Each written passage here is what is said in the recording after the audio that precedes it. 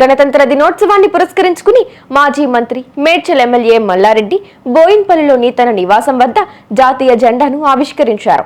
ఈ సందర్భంగా మల్లారెడ్డి మాట్లాడుతూ డాక్టర్ బాబాసాహెబ్ అంబేద్కర్ రచించిన రాజ్యాంగం అమల్లోకి వచ్చిన రోజున గణతంత్ర వేడుకలు జరుపుకుంటూ భారత రాజ్యాంగాన్ని గౌరవిస్తున్నట్లు తెలిపారు. ప్రపంచ దేశాల్లో భారత ప్రజాస్వామ్య రాజ్యాంగం అత్యంత ప్రతిష్టమైందని పేర్కొన్నారు. భారతదేశంలోని యువత ఎక్కువగా ఉందని, అన్ని రంగాల్లో యువతను ప్రోత్సహిస్తూ ప్రపంచ దేశాల్లోకెల్లా భారతదేశాన్ని గొప్ప దేశంగా తీర్చిదిద్దాలని పిలుపునిచ్చారు. అందరికి కూడా 76 రిపబ్లిక్ డే సందర్భంగా దేశ ప్రజలకు అందరికి కూడా శుభాకాంక్షలు.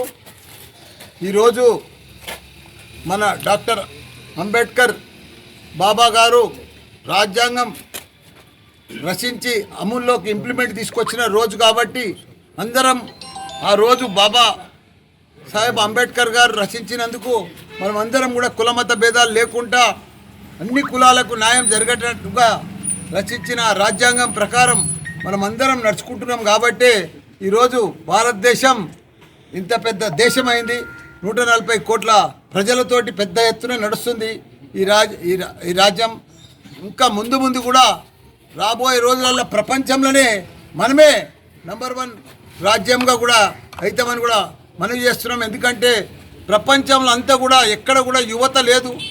యువత ఉందంటే భారతదేశంలో ఉంది, తెలంగాణలో ఉంది.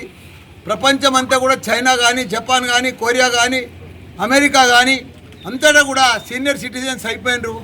యువ ఇంజనీర్స్ కానీ, టెక్నాలజీ పీపుల్ కానీ, స్కిల్ పీపుల్ కానీ ఎక్కడ లేరు. మన భారతదేశంలోనే ఉన్నారు, మన తెలంగాణలోనే ఉన్నారు. మనం ఆ యువతను మంచిగా చేసుకుంటే ప్రపంచంలో యువ ఇంజనీర్ల షార్టేజ్ అంతా కూడా మనం తెలంగాణనే భర్తీ చేయగలుగుతాం. తన మంచి యువకులు ఉన్నారు, మంచి స్కిల్ ఉన్నది, మంచి టెక్నాలజీ ఉంది. వాళ్ళకు కొద్దిగా నేర్పిస్తే ప్రపంచంలోనే మనం లీడ్ చేయగలుగుతాము. అందరికి కూడా ధన్యవాదాలు. రిపబ్లిక్ డే సందర్భంగా అందరికి కూడా శుభాకాంక్షలు.